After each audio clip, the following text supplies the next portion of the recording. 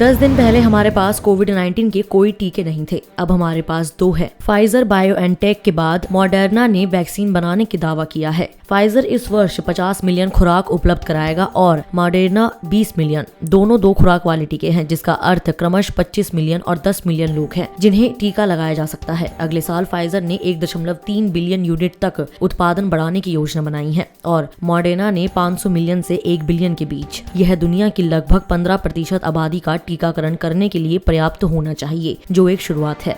अन्य सफल टीकों की संख्या में इजाफा होगा। यह पूरी तरह से संभव है कि यदि 2 और टीके सफल होते हैं तो दुनिया की लगभग 40% आबादी को अगले साल वैक्सीन मिल सकती है। लेकिन यह कागज पर है, क्योंकि आपूर्ति केवल उपलब्धता पर निर्भर नहीं होगी।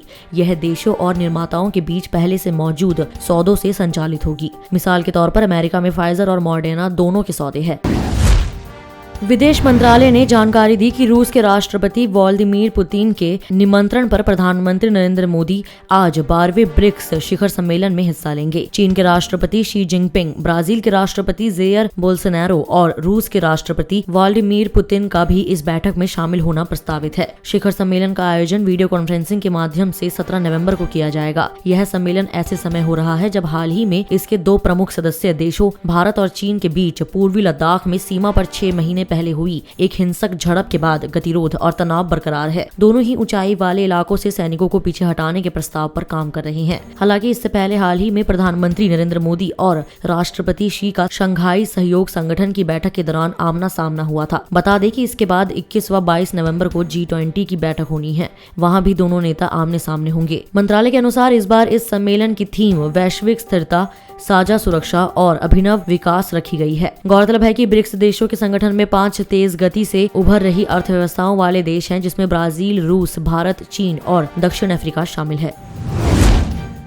प्रधानमंत्री नरेंद्र मोदी ने सोमवार को नीतीश कुमार के बिहार के मुख्यमंत्री के रूप में शपथ लेने के बाद उन्हें बधाई दी। मोदी ने केंद्र की ओर से हर संभव मदद का आश्वासन देते हुए कहा कि राष्ट्रीय जनतांत्रिक गठबंधन का परिवार राज्य के विकास के लिए मिलकर काम करेगा। मोदी ने ट्वीट कर कहा, बिहार के मुख्यमंत्री के रूप में शपथ लेने के लिए नीतीश कुमार को बहुत बधाई। बिहार सरकार में मंत्री के रूप में शपथ लेने वालों को भी बधाई। राजग परिवार बिहार के विकास के लिए मिलकर काम करेगा। बिहार के कल्याण के लिए केंद्र की ओर से मैं आपको हर संभव मदद का आश्वासन देता हूं। बिहार की राजनीति में नया इतिहास रचते हुए नीतीश कुमार ने सोमवार को 2 दशक में 7वीं बार बिहार के मुख्यमंत्री पद की शपथ ग्रहण की। हाल में बिहार में संपन्न विधानसभा चुनाव में राजग को 125 सीटें मिली, जिसमें नीतीश कुमार की जदयू को 43 जबकि भाजपा को 74 सीट हासिल हुई।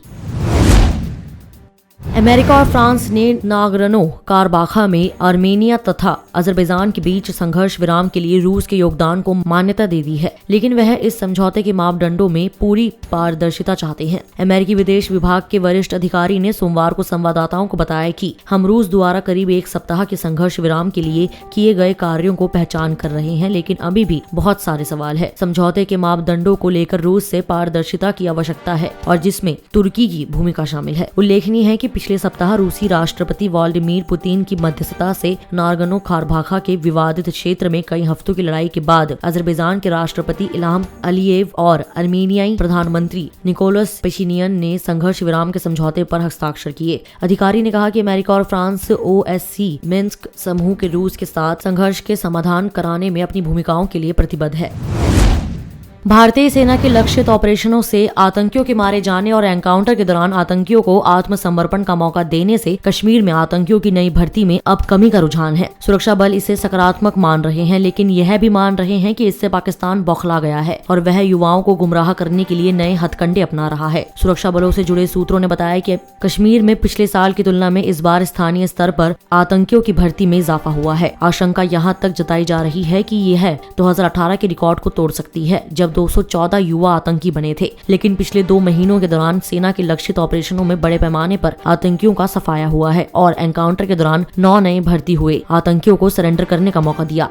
सेना के सूत्रों ने कहा कि मार्च आखिरी में लॉकडाउन लगने के दौरान उम्मीद के विपरीत कश्मीर में बड़े पैमाने पर स्थानीय युवकों की भर्ती हुई, लेकिन अगस्त के बाद इसमें गिरावट का रुझान है। अक्टूबर मध्य तक के आंकड़ों के अनुसार कुल 131 स्थानीय युवकों ने आतंक की राह चुनी, लेकिन अब तक राज्य में 189 आतंकी मारे गए हैं। इनमें ज्यादातर स्थानीय आतंकी थे और जो 3-6 महीने के दरमियान भर्ती हुए थे।